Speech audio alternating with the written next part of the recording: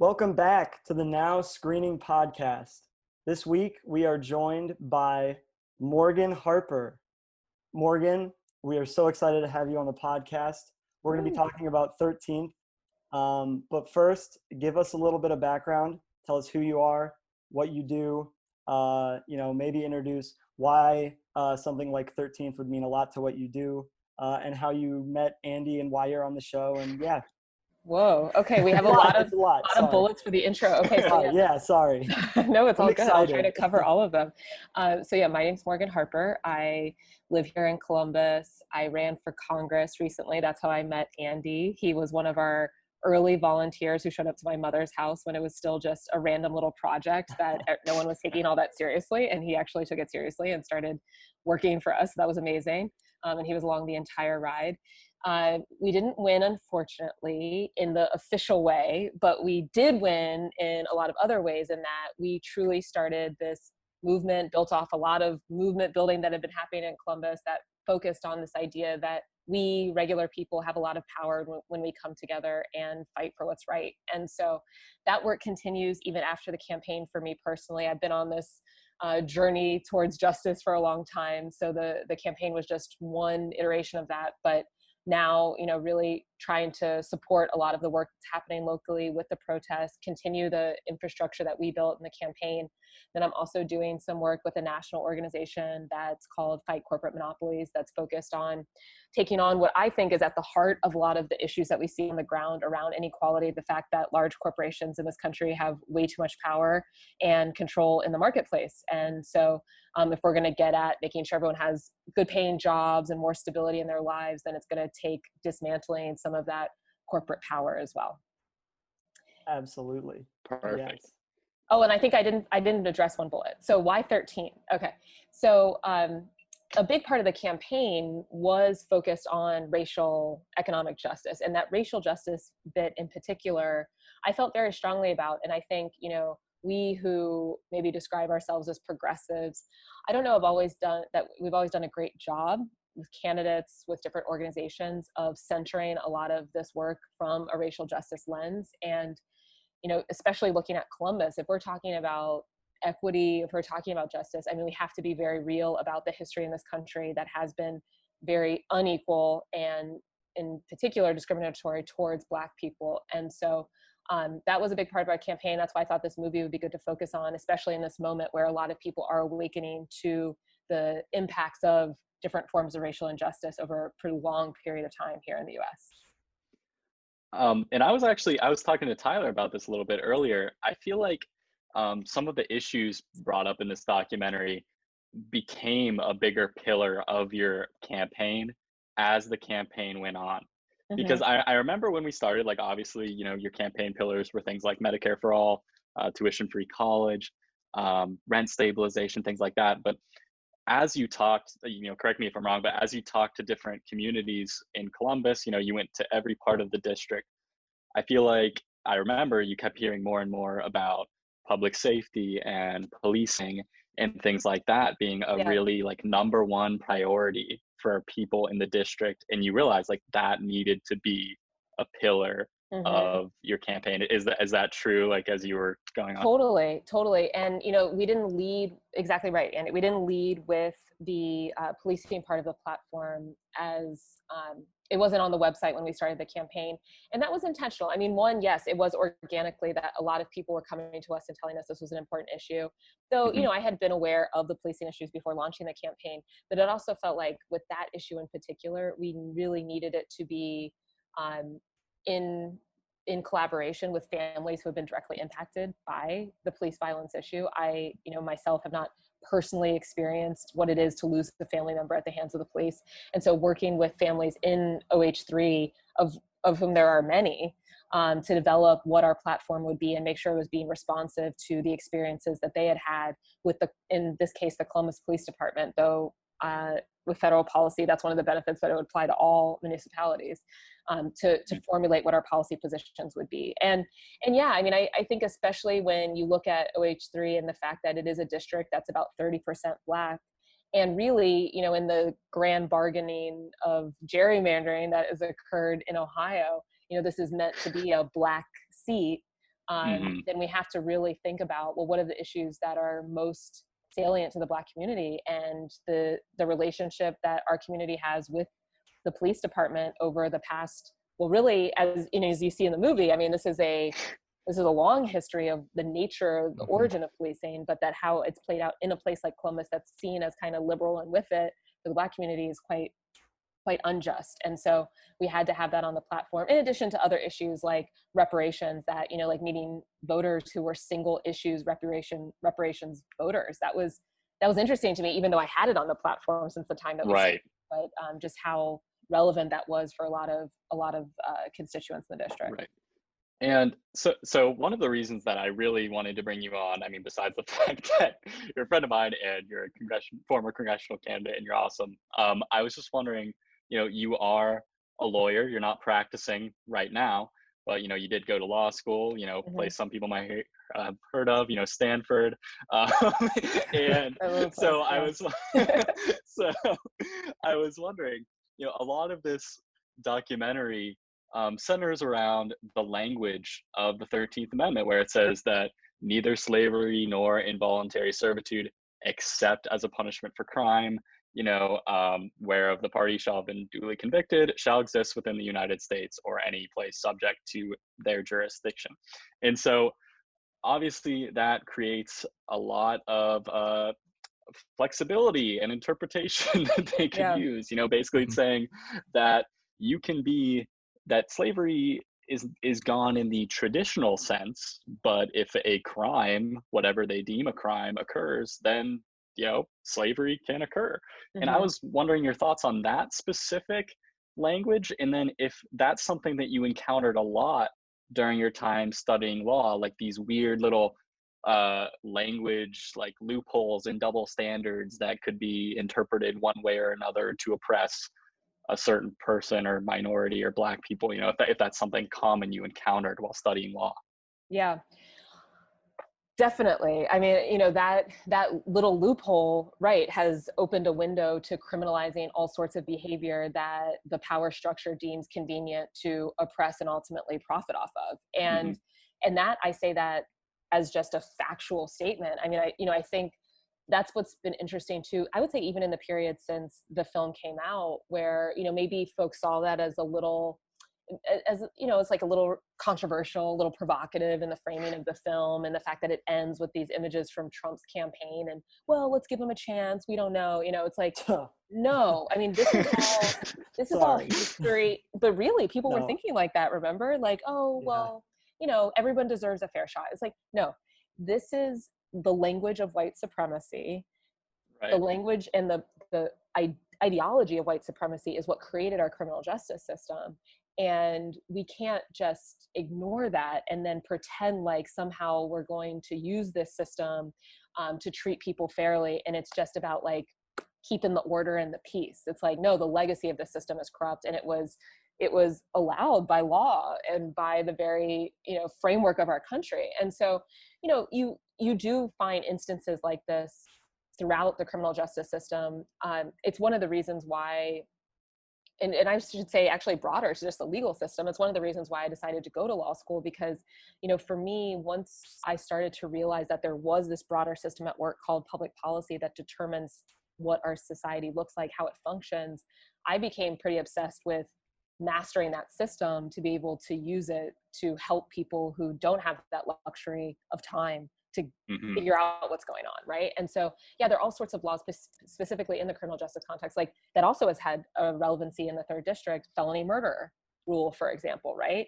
That's not in every jurisdiction. Once you learn, I remember the day I learned what the felony murder rule was in law school, and, you know, you have your like very official, erudite looking legal textbook, right? Like criminal justice, like criminal law, whatever.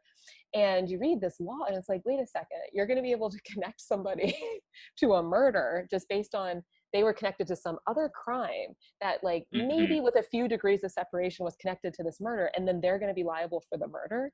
Says who, right? And why? Right. Who's Morgan, okay with that? have you watched When They See Us, also by the director of 13th? I actually will say that I tried to watch that. I couldn't emotionally make it through. I had to stop. Yeah. No, I brutal, understand. but like literally that's exactly what you're talking about there with Yeah. the connecting With all on those kids.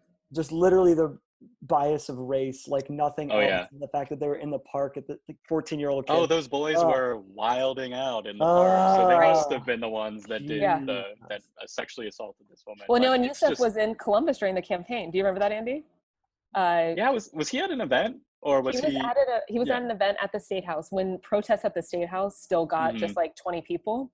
Yeah. And he actually, Ronald Hummons in Cincinnati had arranged for him to come for his state of emergency on trauma, and arranged for him to come. And I don't think there was good publicity around it. And so it really was just like 20 of us. Wow. I'm gonna be honest. I don't think I went to that event, but It was during the that's workday incredible. also. So you probably were Oh, at your job okay. that was paying you, Yeah. which wasn't our campaign. Coming back to Andy just used this as an excuse to get at me for not paying him for our campaign.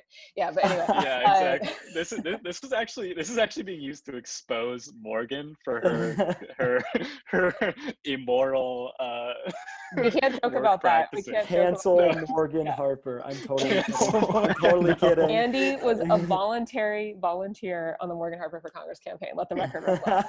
Yeah.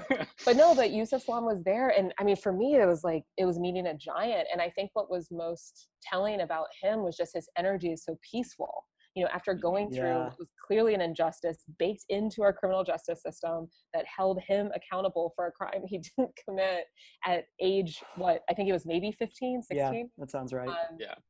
You know, and he's still fighting for freedom for everyone. I mean, that was really impactful for me. But yeah, I couldn't make it through that movie. It's just so infuriating. Yeah, it's painful.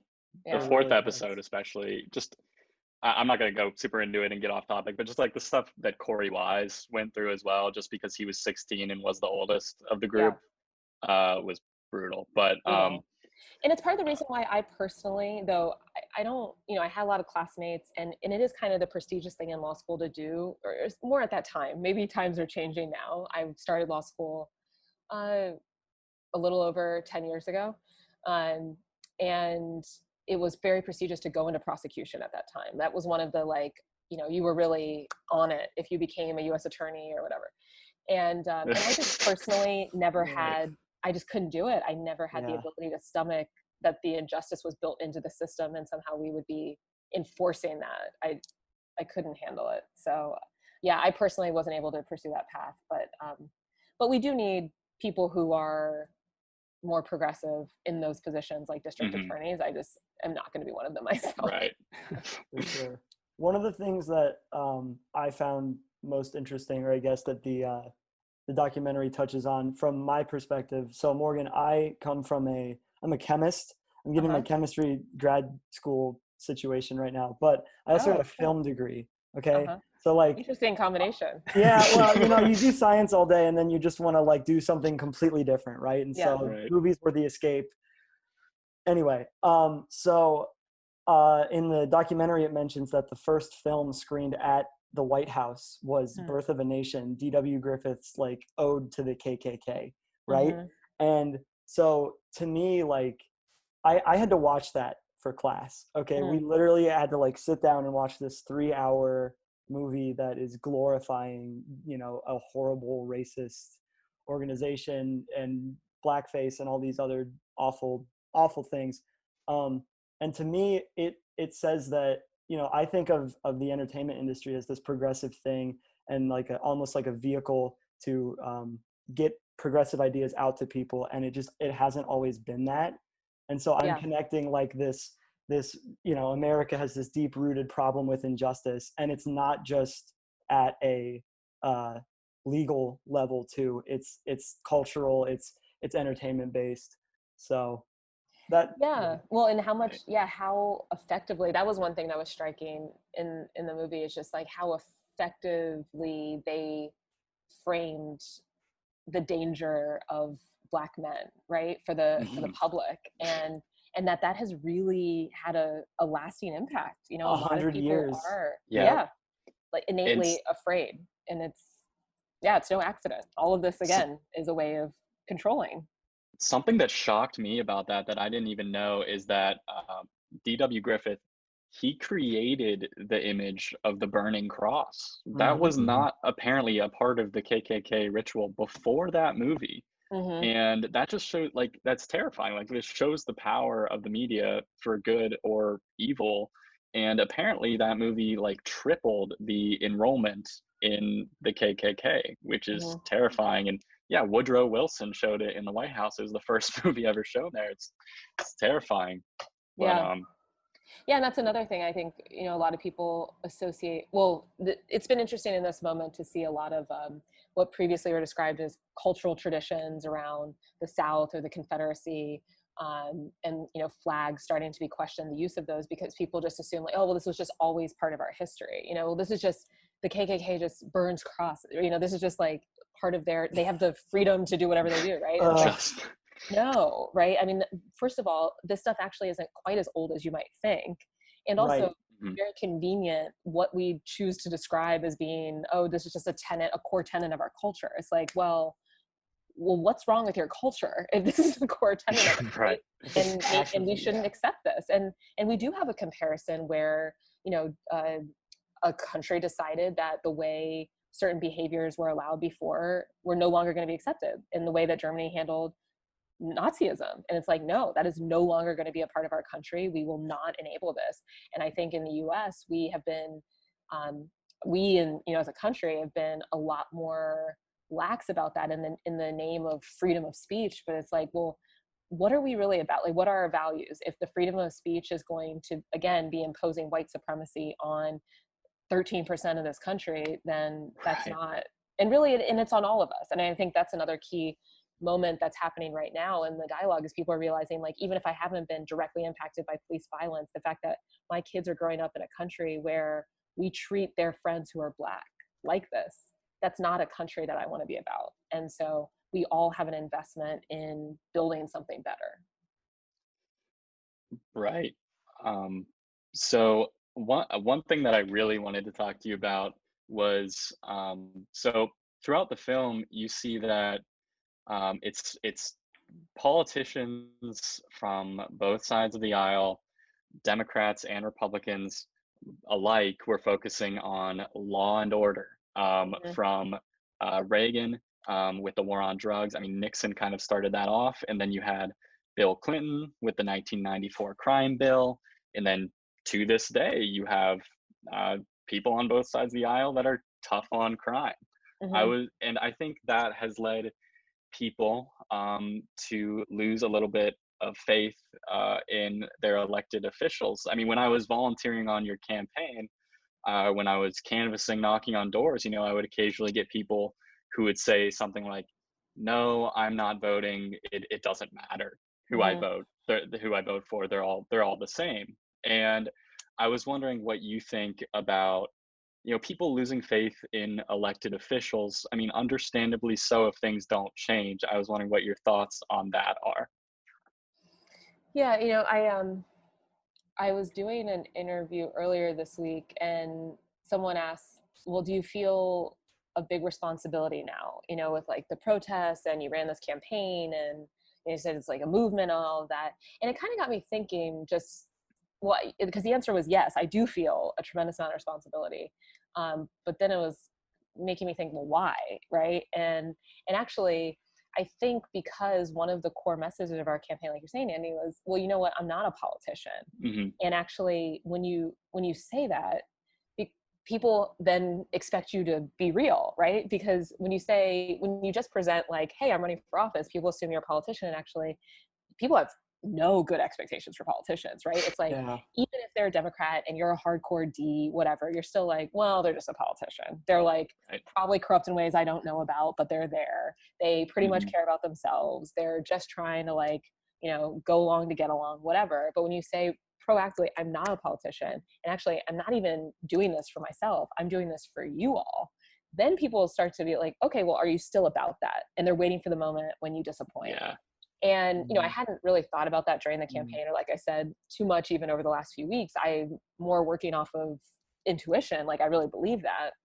But it's there's a reason why people don't have a lot of faith all across the board, is because our politics has become synonymous with corruption and self-interest, but it doesn't have to be like this. And it's not like this in every country, for example, right? And so, I really do believe we're making headway on that in reestablishing trust with our elected officials, with our government, but it's going to take a whole turnover of a generation of this style of politics that has been at play for a long time. And, like you said, on both sides of the aisle. That makes sense. JL, do you want to, do you have any questions for Morgan? Yeah, I mean, I guess adding on to that, the interesting thing to me about the documentary, because I'm a design major. I don't learn anything about like history at all. And even like the mainstream classes in high school, we learn like surface level civil rights. That's like, true. oh, and MLK we went to a is like super whitewashed high Yeah. school anyway. And I mean, this was Happens. one of those things that's really eye-opening for me. And you said, like, before we even started that, if you didn't really look into this kind of stuff, this is very shocking. But you kind of already read about all these things, and some of the more mask-off moments that they revealed Yes. in this documentary were probably the things that made me drop my jaw, like Southern strategy, right? And like the Nixon advisor saying, like openly admitting this is how we appeal to the South, talking about like race, but in a coded language. And then like the Lee Atwater's quote talking about, you can't say the N-word, it's not good to say that anymore, but you can say things like states' rights, if you know what I mean. I know that was just a really shocking thing for me. Yeah. That was the most shocking part, one of the most shocking parts of the whole thing for me. Right. Well, and then what's interesting too is, and then this week, I think it was the FOP, I don't know if you saw, but local in Columbus, the FOP is paying for billboards now that are saying how they're protecting the community and care about the safety No, I didn't see that. police officers. And in one of the interviews that one of the local TV stations did about it, the language is used by the representative from the FOP of the silent majority. We are representing and being responsive to the silent majority. And it was so funny because I had just rewatched 13 preparing for the podcast, and I was like, wait a second. I'm like, that is not accidental language. Or even if it is, because maybe someone will come and say, oh, that was just like the phrase that came to mind. It's like, no, this is coded language that connects to things like the Southern strategy, and it's a way to implicitly invoke themes of white supremacy, right? And so in 2020, Columbus, Ohio, our Fraternal Order of Police, using that language. But if you don't know this history, then you also aren't going to call that out, right? And make those connections for people. So, and that's the problem too with the media. It's like the media's job is to actually make those connections, but we've had a lack of, I would say, really aggressive journalism, and also that's connected to the larger corporate consolidation issue as well, where they don't have an interest in drawing these lines for people at all. Right. There's not money there's money in the opposite, right? There's money where it has been for a long time, oppressing people. Ooh, almost knocked my mic over. But I think that's what makes this such an essential watch, or at least I would call it an essential watch, is that this documentary boils it down to an hour and a half, or maybe not even, I don't even remember how long it is, and then it's like a direct inject, everything you need to know to decode all of this racist language and oppressive constructs at play in like a super digestible way that's also really, it moves along super quick. Yeah, it is quick. Yeah. I agree with you. And the other key thing, and another Columbus connection, Michelle Alexander lives in Columbus, who wrote The New Jim Crow. Because I felt kind of similarly about New Jim Crow, where I was like, okay, I've been kind of like following criminal justice issues for a bit, so I feel like I have a familiarity.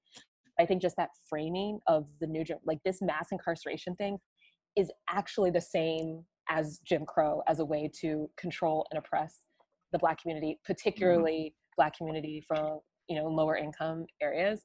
That framing for people, it just like it was like a light bulb went off. And so I think 13th does the same thing, in that it does connect those dots, and it's almost like irrefutable facts. Like none of this is exaggerated. You don't have to exaggerate. It's all real, And I loved how many different people they brought in to interview for this.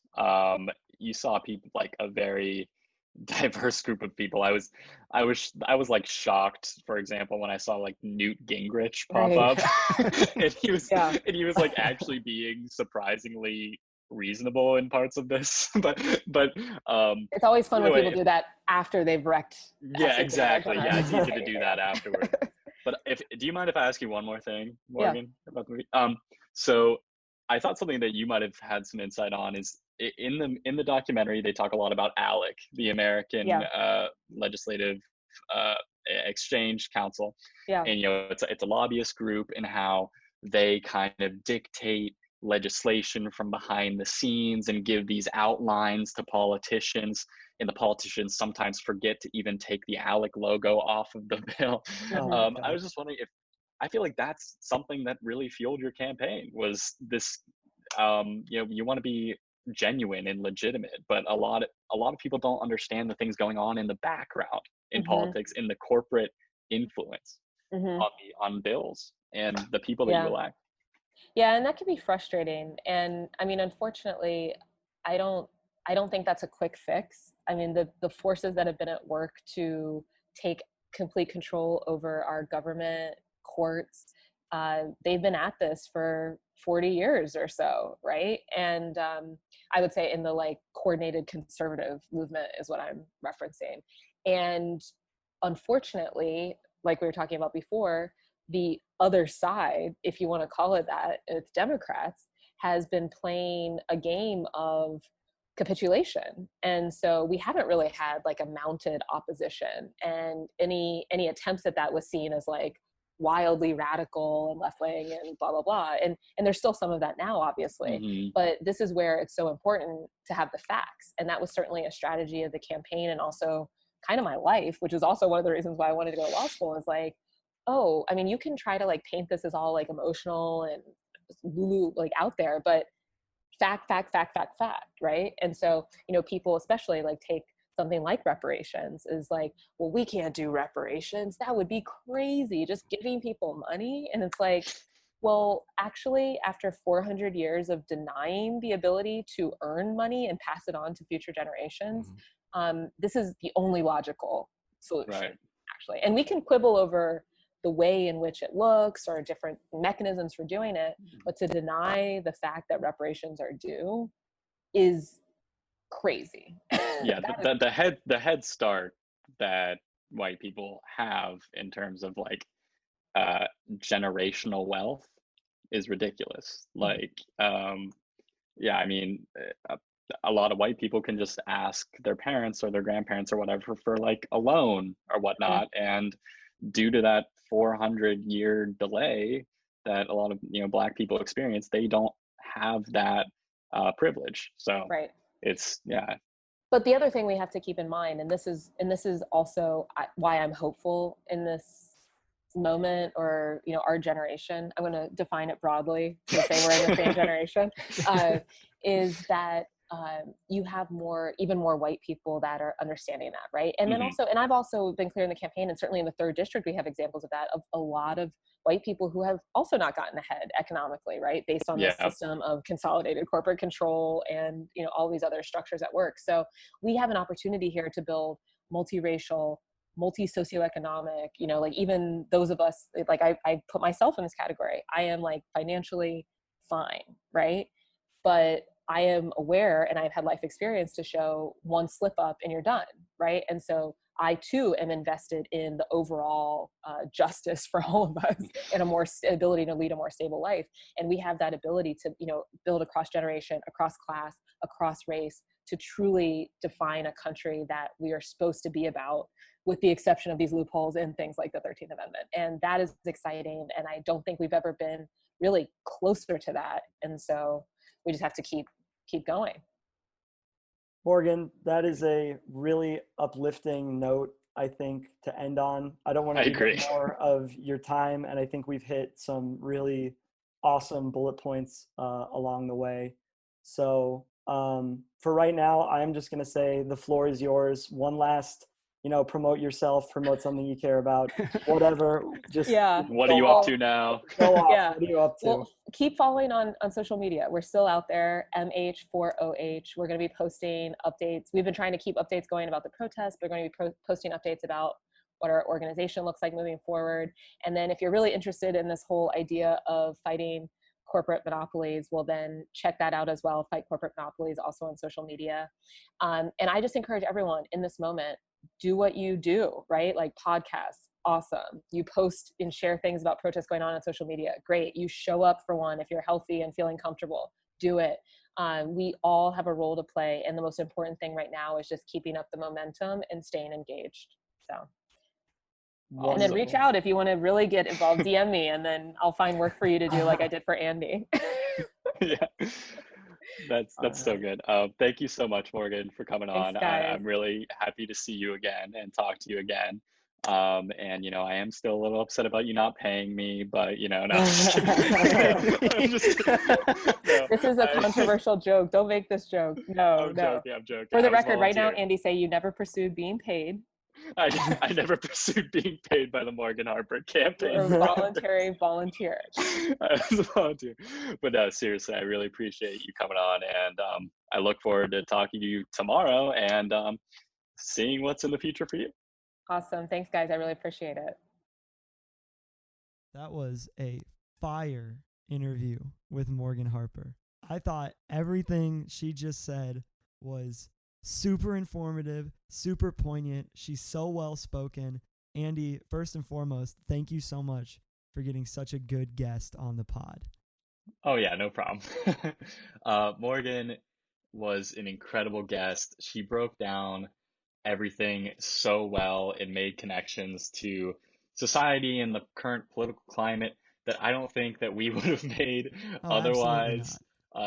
Absolutely not. And she did it in 30 minutes, but I think she covered enough information for like an hour and a half, 2 hour segment, but she did it so eloquently and so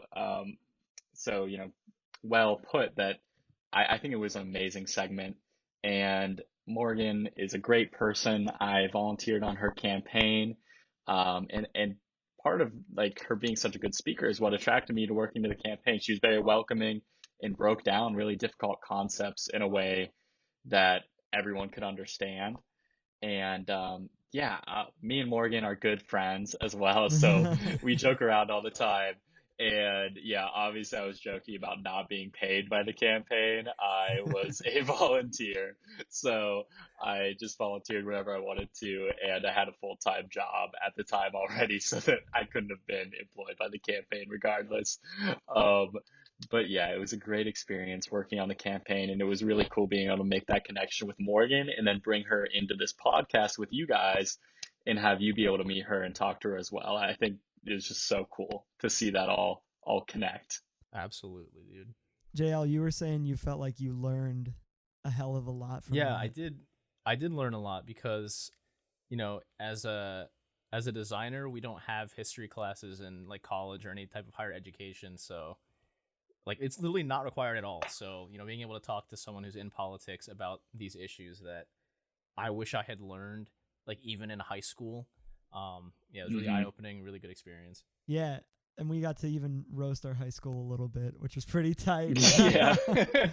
Like, let me say, you can't have American history anymore without Black history. Bars. Like, come on. No. Change the goddamn curriculum already. Right. And like, not to go off on a tangent, but it's like in high school, we didn't even talk about things that were even really remotely modern. We didn't talk about like recent protests or recent issues that were really like, I don't know, there were so many things wrong. And sometimes we would just go really in depth into just random pieces of history it was so inconsistent sometimes with what we would focus heavily on and what we wouldn't. And it was, yeah. But anyway, what movie are we talking about today? We are talking about La Haine, a French movie from 1995 directed by Matthew Kassovitz. I suggested it at the end of the last episode because I thought it would tie in really nicely to the Morgan Harper interview. I knew we were going to focus on social justice issues, and I knew this movie was about social justice issues, but I had no idea it was going to be such a pointed and relevant and powerful movie for the moment.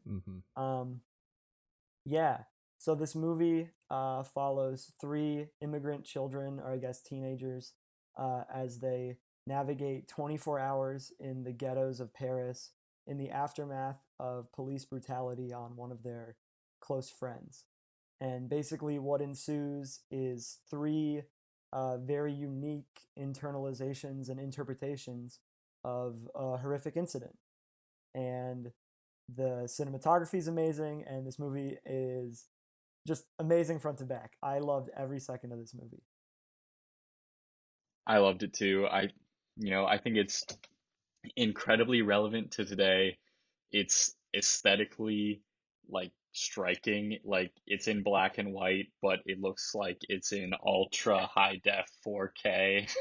So it's it's if I hadn't known when this movie was made before watching it, I would have maybe guessed that it was from this year. I really might Yeah. have, just because of how relevant it is and how nice it looks. And this is such a good pairing with 13th, I think, for you have 13th for the more informational aspect and kind of telling the story about these issues, and then seeing it from a more, I guess, human perspective, and seeing how people will deal with this on a day to day is really what this movie shows.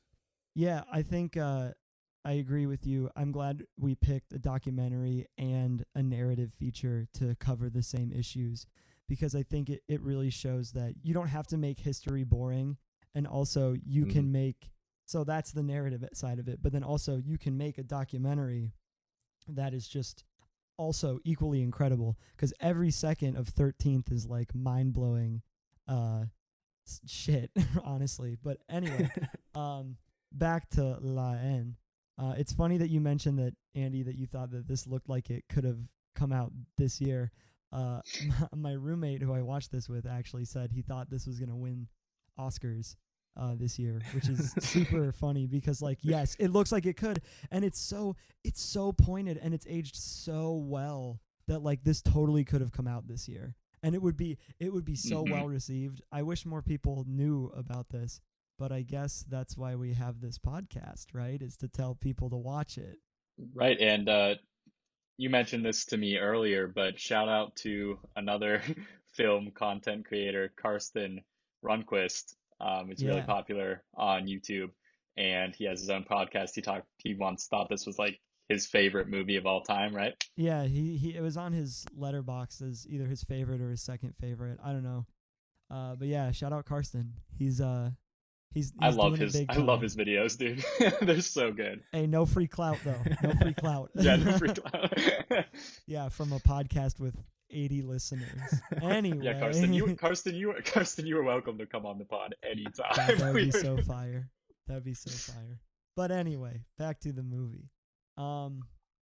So I think before we really get into it, I do want to say that even though we all watched this movie on the Criterion channel, it is available for free, completely subtitled front to back, on a very popular video sharing website where lots of people make content and have made careers on. And I'm not saying you can find it for free, but you can. You didn't hear it from me. Go watch this movie. We all recommended it. I think we all gave it 5 stars. No point in beating around the bush anymore. Let's dive right in. So the first thing that I want to open up with talking about is how having 3 characters from 3 different backgrounds, even though they're all French, it allows us to arrive at 3 really unique perspectives on police violence. I think, Andy, you had something to say about this. So it is really interesting that they all are impacted by this. Well, I guess give some context. Someone that I believe that they all know of, at least, some of them closer to him than others. His name is Abdel, Mm-hmm. correct? That's Mm-hmm. his name. So he gets beaten by the police in an altercation, and he is put in the hospital. And throughout the film, he is in the hospital. You don't know what is going to happen to him, which is very disturbing. And obviously, this creates some unrest and, some anger towards the police, understandably so, in all of them. They consider Abdel one of their own. But they all respond to this situation differently. And I think that probably has to do with their backgrounds a little bit as well. Mhm. So Vince, Hubert, and Saeed are all, correct me if I'm wrong, they are all fairly like low income, I think. Yeah, I'm no, not sure. definitely. They're definitely Yeah. considered poor. They live in like the ghetto, like a very hmm a part of town that is looked down upon by the rest of society for sure. Yeah. So that plays into it, and um, I think is it Saeed that knows Abdel the best, or one of them know? I feel like one of Yeah. them knows him a little Sa- bit S- better. Saeed is the closest with his family, but they all hmm kind of run in the same like street crew, kind of like a gang, but like not really, just kind of organized friends who do Right. drug deals together and stuff. So not to ramble, but Saeed had that personal connection, the strongest personal connection, I'd say. Vin's Vin's is a revolutionary at heart. Vin's is someone who I could say a radical, or a lot of people call him a radical. Yeah. These he takes this very personally, even though he doesn't know Abdel. Throughout the film he regularly refers to him as one of our own, and that they took one of our own, and we need to respond to that. And Hubert, on the other hand, I don't know, he takes kind of more an incremental approach, or a more cautious approach. He knows that Vince has this idea of potentially killing a cop on his mind as revenge, as to get even for Abdel. But he doesn't. I mean, I don't think he wants to see Vince die. Partially, that's Mhm. part of it, and he wants to he wants to take a more quote unquote logical and reasonable route to responding them. Yeah. So that's not, I didn't explain it perfectly, but No, I what are think your that guys' was a takes? really Yeah. good interpretation of it for sure. Mhm. I would almost say that Hubert has this like pacifist approach to it, Mhm. which I actually think is a really interesting characterization piece because he's a fighter. He's a boxer. Yeah. Yeah. And during the riots in the wake of Abdel's beating, Hubert's gym gets burnt down, all except for one Mhm. punching bag. And that scene is incredible. Oh my God, when they're panning through, there's a car parked inside of his gym, Yeah. and it's like all this like fire damage, and there's like a bunch of shit everywhere. And then it just like introduces Hubert beating up the punching bag, and it's really intense. It's got this like title Yeah. fight sequence to it. It's awesome. And then he ends up being the most. He just wants pure peace, and like I would definitely describe him as like a reformist type of ideology, Yes. where Yeah. Yeah. it's like no radical action gets us anywhere. Yeah. They are on opposite ends of the spectrum in terms of what they deem as the correct way to respond and the correct way to protest. And uh, Saeed is like this interesting constant, because he's not really the philosophical type. He's not stupid, but he doesn't really talk much about what his philosophy is in Mhm. how to respond. He does kind of just follow Vins around, He's but he he's in doesn't. like a weird middle ground, isn't he? Because Right. I think pretty early on in the movie, is he related to or just is friends with that detective who kind of gets him off the hook at the Oh yeah, beginning? he has a cop Yeah. friend on the hmm inside. So like to me, I thought Saeed was this like odd middle ground where, he's like, oh, like not all cops, but fuck cops. yeah. Saeed is the perfect middle ground. Uh, he's the perfect like foil or whatnot for them. I saw him described as a mediator, and I think that's the perfect word for Yeah, it. he really is, and I think it's interesting that Vin's kind of he might be the one out of the three least personally affected actually by Abdel getting put in the hospital. I mean, maybe not, but Hubert's gym gets burnt down. Saeed knows Abdel, and there's also that scene where I said Vin's refers to Abdel as one of their own, and they talk about how Abdel is an Arab person, and Vin's is like, well, he's one of our own, and then Saeed says, what, you're Arab now? And I feel Yeah. I feel like uh Vin's it's such an interesting character to break down because he has the right ideas in his heart, and he's a revolutionary. People see him as radical, but uh it, the people who may have been most impacted by Abdel are not taking the same approach as him. Yeah. And this is where I started to kind of relate it to what has been going on recently. Mhm. I think it's not really a secret that in the recent protests, a lot of people have been kind of taking advantage of the situation that haven't been really affected, or this isn't the same as Vin's, obviously, but I think that anger, when you're sort of a bystander but you're also trying to be an ally, it's very hard to figure out where to direct that when you're not being Yes. personally affected, but you are an ally. Vin's is like the perfect example of like grappling with how to actually be an ally while Yeah. while not getting in the way of the people who are most affected. Literally, he's towing the line between strong ally and problematic, Yeah. like Yeah. Like almost chaos yeah. inducer. I think we should run through the fact that first and foremost, this movie is really funny, despite being really serious. We're talking about all this really heavy shit, but also we just described that, like, there's a funny interaction where Saeed is like, "You're not Arab." Like, it's got a lot of comedy in The- it, and I think oh yeah, well, you can go ahead, but I was gonna no, say, you go ahead. yeah, I was gonna say, to me, this felt like, I think the whole vibe of the movie was kind of, this 20 hours with these guys was kind of aimless, and it reminded me of like Dazed and Confused. Like Oh the my way that God. Oh the way that the wow. story's like, there's Literally, not yes. really a story when you look at all the plot points strung together. Like, oh, they go out, sell drugs, and now they're stuck in the city, and they're gonna go like see some dude at his apartment, and now they're like at an art gallery, just kind of like aimlessly going around Wow. Paris.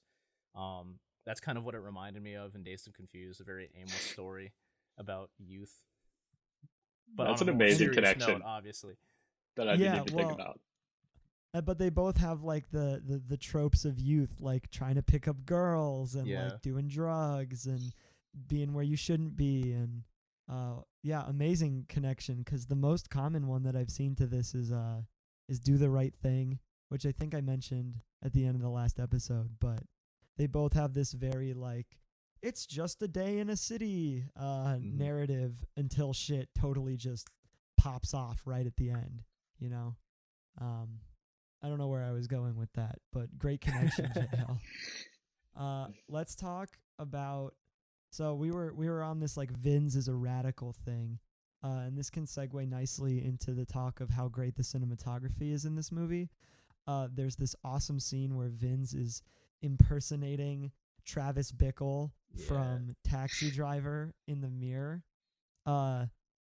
And he's like, "You talking to me?" Like, it's so good. It's so good. Andy, you learned something really interesting about the way that they shot this mirror shot for that scene. Yeah, so this scene is incredible because I had actually watched this scene on YouTube like years ago, probably when I was just looking up random videos of like cool movie shots and things like that when I was bored. And then when and then when I watched this movie, I had completely forgotten I had ever seen it. And so I looked a little bit into it again, like I watched it on YouTube just because I wanted to see what people were saying about it. And it turns out that the way that that scene was shot is that there isn't a mirror, it's a double for Vince that's standing there. You're seeing the double from the back. Vince and the double are uh, mimicking each other, so it Yeah. looks like mirrored movements. And then it zooms in onto Vince, but there's actually no mirror. It's just a cutout in the wall where Uh, Vince is How on did the they other do side. did they double the rooms too? Like, I did they think make two so. room? Oh my God, that's so Yeah. sick. Yeah. And I think I only got this from the YouTube comments, but I think if you look very, very closely, you can see some slight differences in their movements, but you would never notice that on the first watch through of the movie. 0 out of 10. Movie is bad. Yeah. No, that's Wait, dude, another crazy shot I was kind of thinking about. I don't know if I'm remembering this wrong, but when they're the DJ in the apartments, right? And I think the camera literally moves from inside the apartment to like a helicopter shot or something in like like that. one go. Which I'm like, how Yeah. the hell did they do that? I know drones didn't exist yet. How did you do that? I don't know. Um, If we're going to talk about shots that I have no idea how they happened, can we talk about when they're in Paris and the Eiffel Tower is in the background and they're just kind of lounging there, and I don't even know how to describe what is going on with the camera, but it's like zooming in and out, but Like yo, they're the standing there. I don't know, JL can probably that describe it ramp the best. zoom vertigo it's thing. it's the vertigo thing. Yeah. Exactly. It just I looks so cool. I think, I mean, this is just complete, like, I took a couple film classes and I'm guessing on what they did. I think they pulled the camera physically back while they zoomed in and changed the focal width, right? Yeah. Like they tightened the zoom on the camera, and then in the editing process just somehow, took that to the nth degree and made it look like we were all about to throw up. Yeah. It was awesome. I loved that. I do that on Snapchat sometimes when I'm bored. But yeah, so I think one more scene that I want to talk about that I thought was so well shot. Hubert goes to buy weed from a drug dealer, and they meet, and in the background you can see the painting of the creation of Adam or whatever, Yeah. where it's God's finger reaching out to touch Adam's finger, and then they pass the bag of weed between them, like under the shadow of that painting. It's awesome. It's amazing. And I love I'm going to call it considered cinematography like this, where every shot seems really deliberate and intentional, and there's stuff going on in the background that's not like blink if you miss it, but it's definitely like you got to pay attention.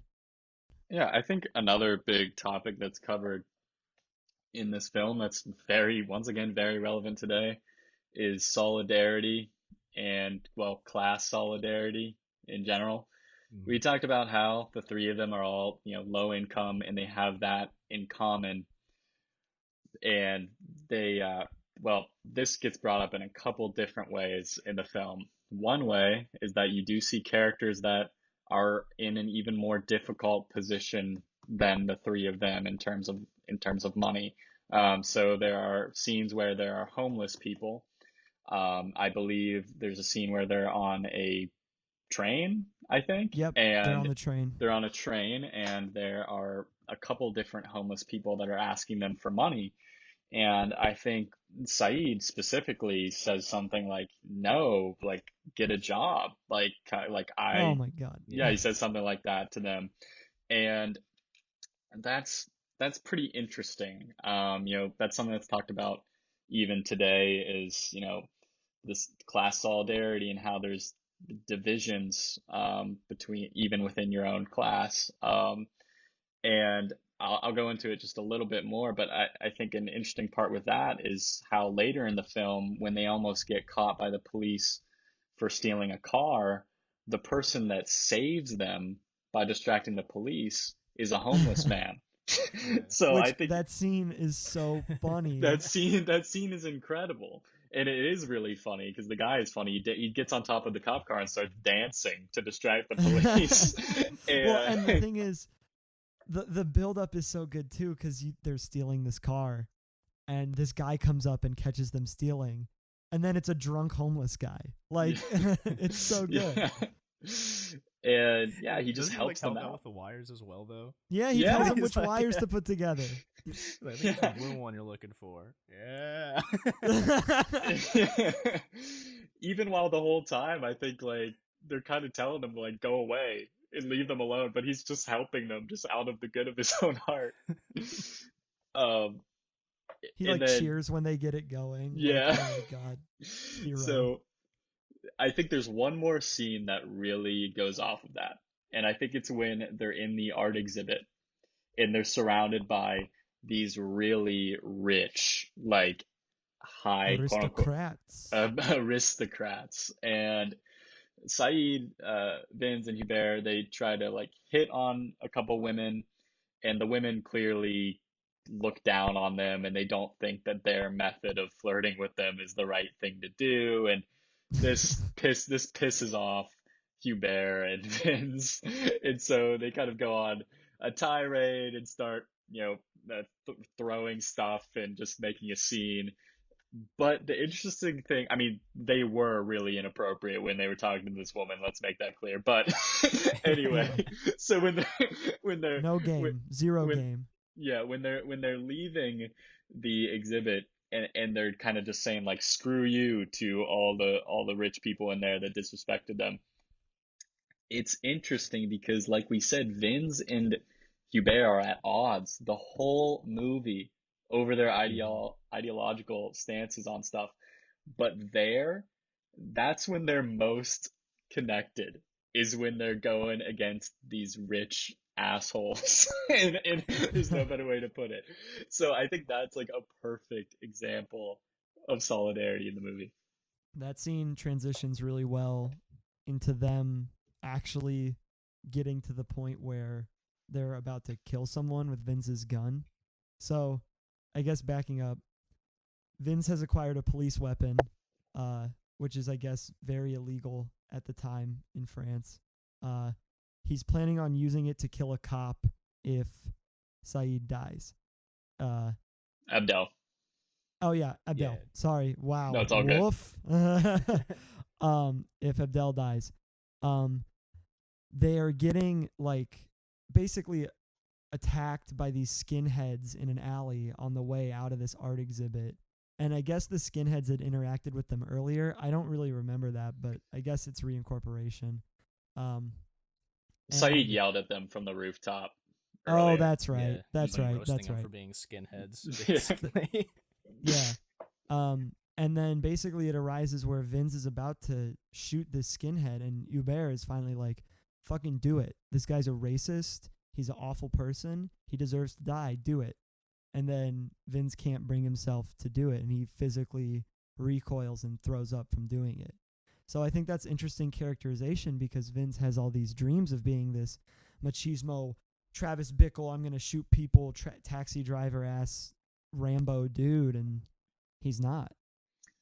Yeah, and I think just like a really simple analysis of it is it just shows like how difficult it is actually to take someone's life and kill Yeah. them. Like it's a really traumatic thing. Not if you're a Even- cop. Yeah, no, exactly. No, that's what I was about to actually get into.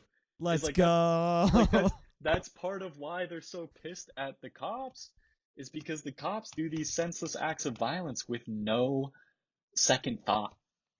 Mm-hmm. And then you see Vince, even though he's talked himself up the whole movie about how he can kill somebody and he's a badass, he literally throws up when he gets close enough to killing somebody. So it really shows like what has to be inside you to like take another life.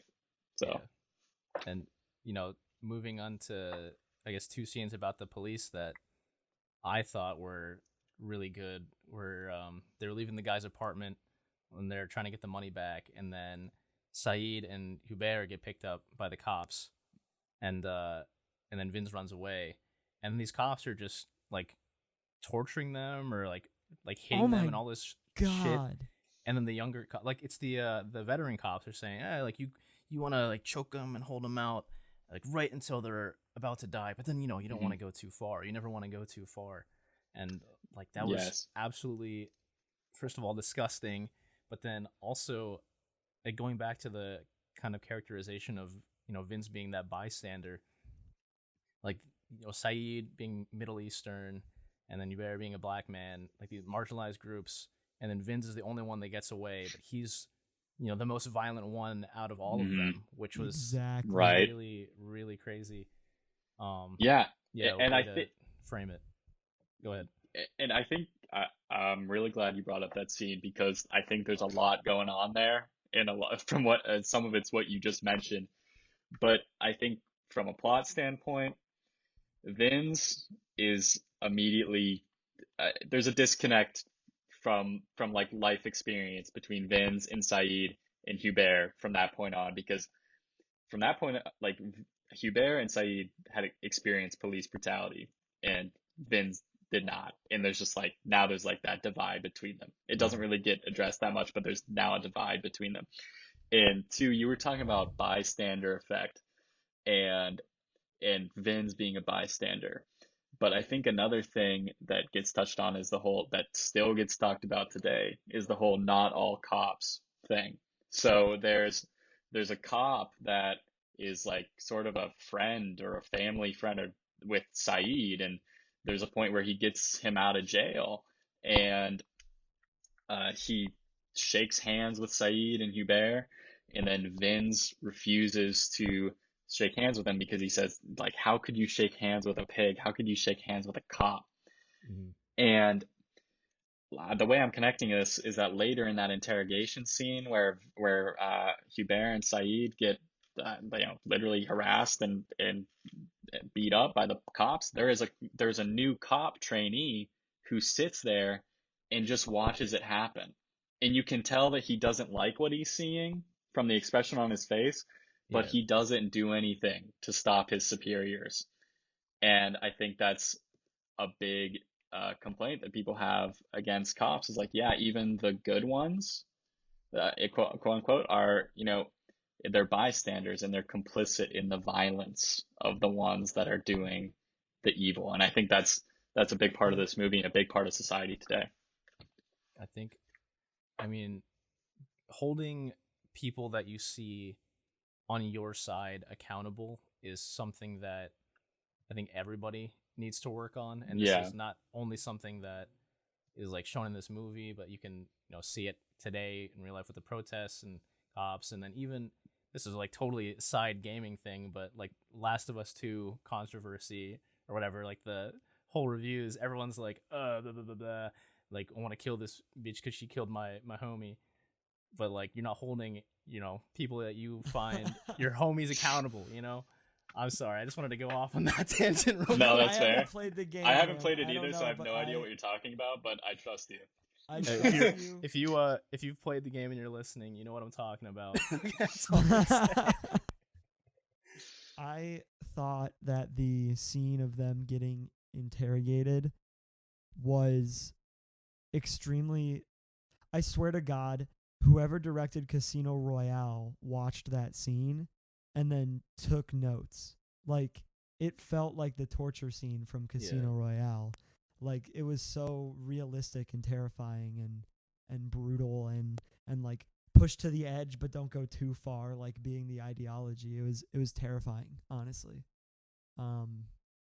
I think we've touched on a lot of really important stuff here with this so far. The one thing that we haven't done yet, the opening quote of yes, there's actually that recurring theme as well. So the opening quote saying, "So far so good, so far so good. How you fall doesn't matter, it's how you land." And then also throughout the whole movie, they show the time Oh my God! and like right? that the ticking clock, whatever, continuously when scenes change and all that. And then the second, cop scene about cops not really feeling bad about being violent, shows up at the very end. So when Vince, he gives up his gun to Hubert, saying, "Hey man, like sorry, have a good day or whatever." And then when he walks off, they go their separate ways. These cops pull up, some same cops from earlier.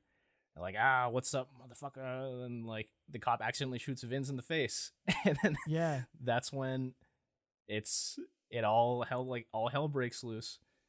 So This it's is just that constant feeling, right? Where like things are in free fall, and something is going to go wrong eventually. So far so good, so far so good. I think that's when it like really hit at the end. That was a perfect ending. this is what I was going to shift into, because Yeah. I was going to say we've talked a lot about all the other stuff, but where this movie really drives home its point and becomes like something greater than just a fun anti-cop movie is in the last, 4 minutes. Literally. I think the movie kind of gets a little aimless. Not aimless, but it's we're kind of just like waiting for something to happen.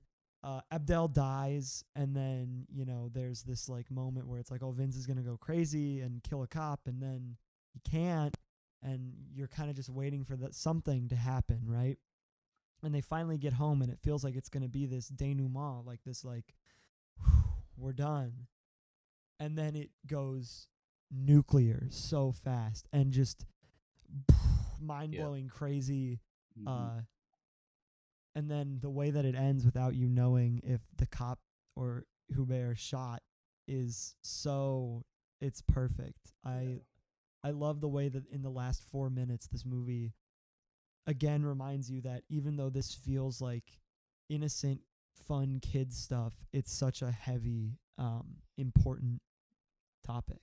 Yeah, oh, go ahead. Sorry, man. I was gonna say real quick. You talked about Tyler. You talked about how there's points before those last 4 minutes where it feels like it's kind of aimless and you're wondering where it's gonna go. And I think if not to try to dig into it too much or whatever, but I think it was kind of saying that when you're in a situation like that, in like societal problems like that, you can escape reality for a little while with your friends, and you can kind of ignore the things that are going on, but eventually it's going to hit you again and you're going to see it. And that moment comes when they're in the subway and they see Abdel's death just highlighted right in front of them on the screen. And it's just tragic. And then it's just tragic. It shows how you can really never escape some of that darkness, and then the ending just is really brutal. And what I was gonna say was going back to the clock or the time markers was, how they'd show every few hours or so, and then right at the end in those 4 minutes, as soon as Vince gets shot, it goes from 8 o'clock to 8:01, and then I mean that's like just how fast things can go. Things can break. Wrong. Yeah. And so that quote where it's talking about you keep following, you say so far so good, and the final quote in full is it's about a society on its way down, and as it falls it keeps telling itself so far so good, so far so good. And it's not about how you fall that matters, it's how you land.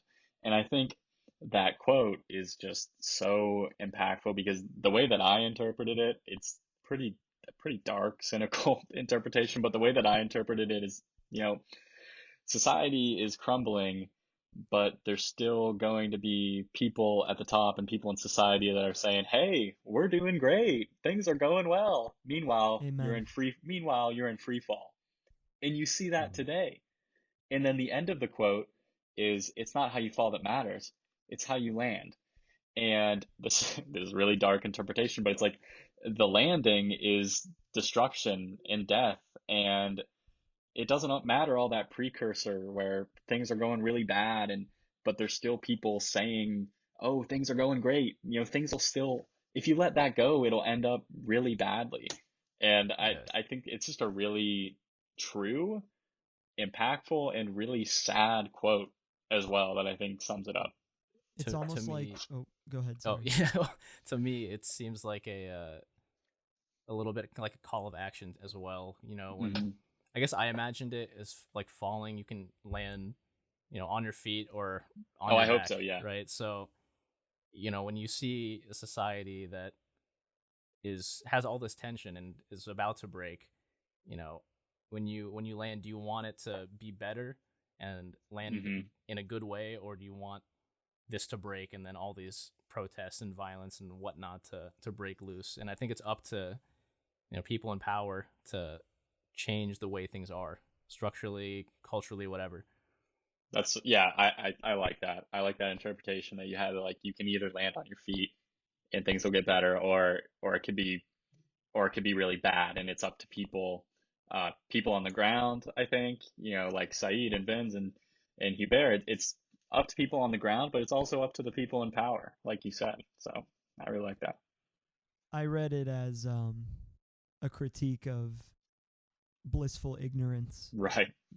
It's Mhm. I mean, they originally introduced the quote, and it almost kind of seems like it's going to be an analogy for the day that they're having, kind of just like falling through the day emotionally almost. But then I think um, by the end of the movie, you realize it's this critique of indifference. It's this critique of ignorance. It's saying that if you are telling yourself that everything is okay, if you have to tell yourself Hmm. that everything is okay, everything is not okay.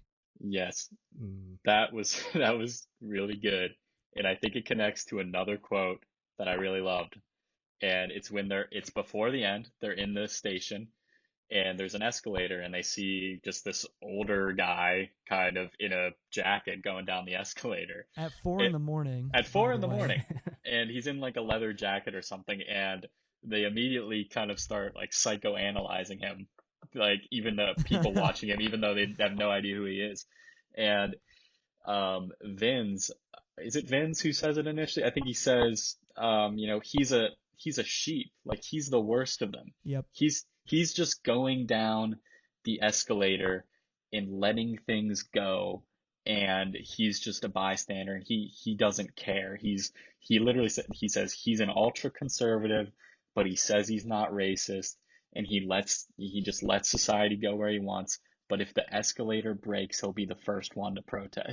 But if the escalator has a malfunction, he'll be Yeah. protesting. Fire. And it's that Fire. that quote is ridiculously relevant to today, because I mean, like, I don't know how to say this without like getting political, but you'll see people who are bystanders to actual violence who then protest like the most irrelevant, like not important thing. Like they'll protest like yeah. I will simply call them out right here.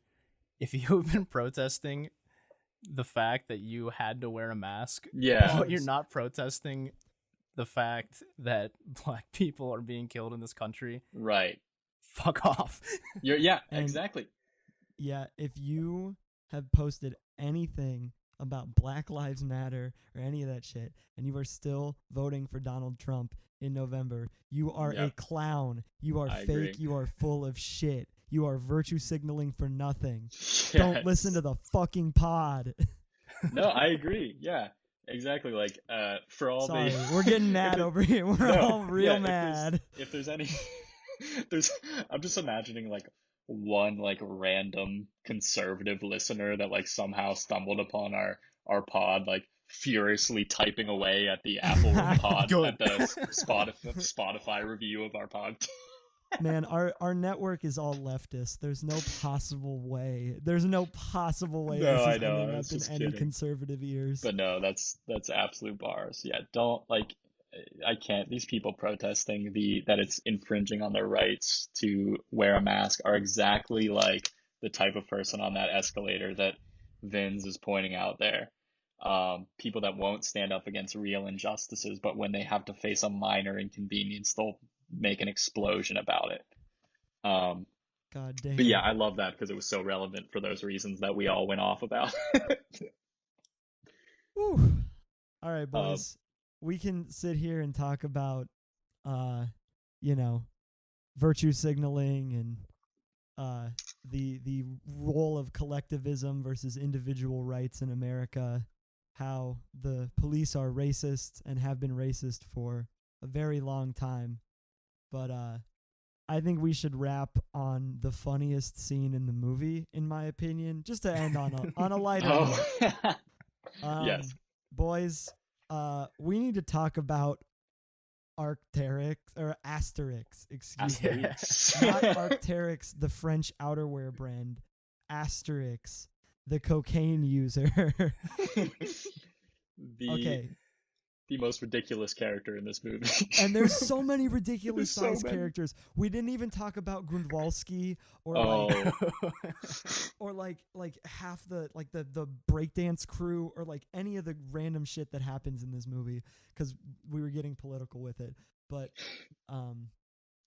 actually we weren't getting political because human rights aren't political. Yes, they're just facts. rights. Boom. Bars. Facts.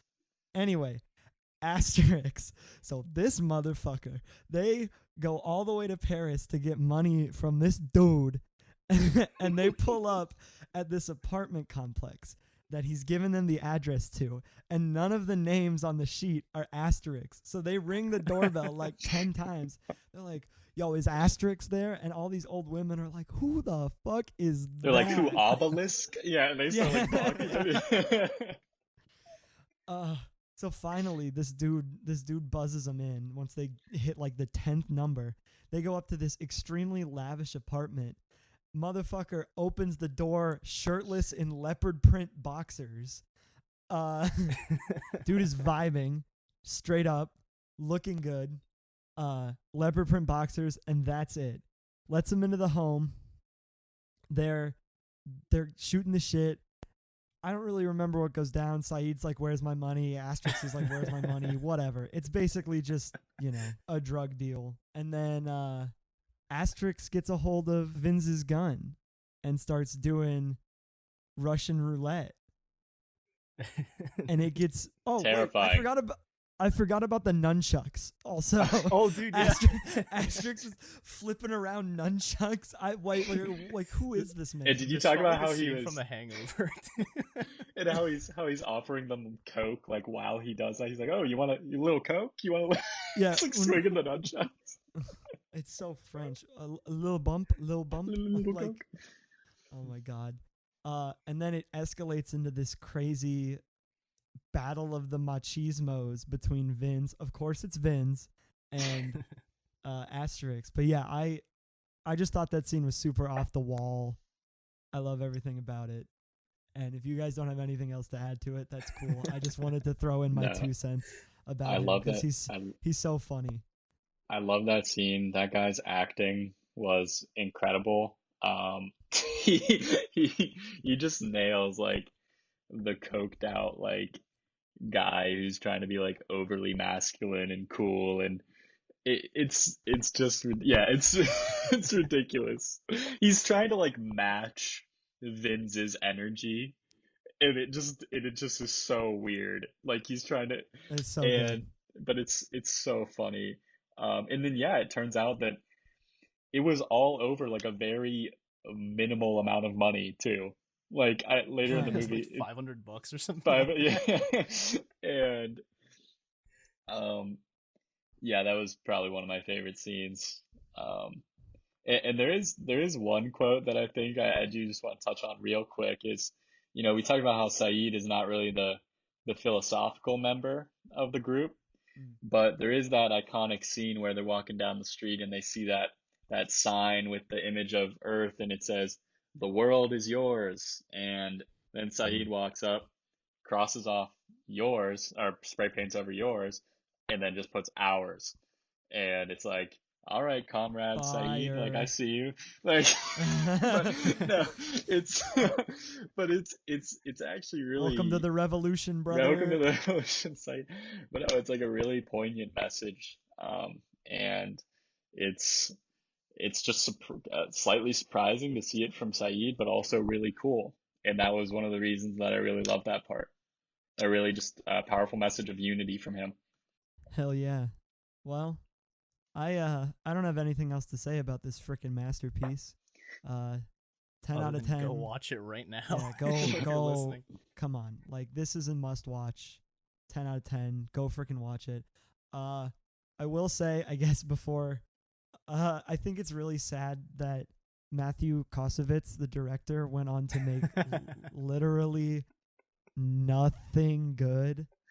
It's so sad. Some Andy, pee poo poo Babylon AD. Babylon AD. What is I can't that? imagine. What is that? And Gothica, like one of the worst What? movies ever. Oh, it's so sad. So, you know, that's just proof that the American Hollywood system doesn't work for everybody. But also, all the actors in this movie are the names of their characters. No, really? Saeed is Saeed, Vince is Vince, Hubert is Hubert. That's cool. So, I yeah. like that. Just a little fun fact.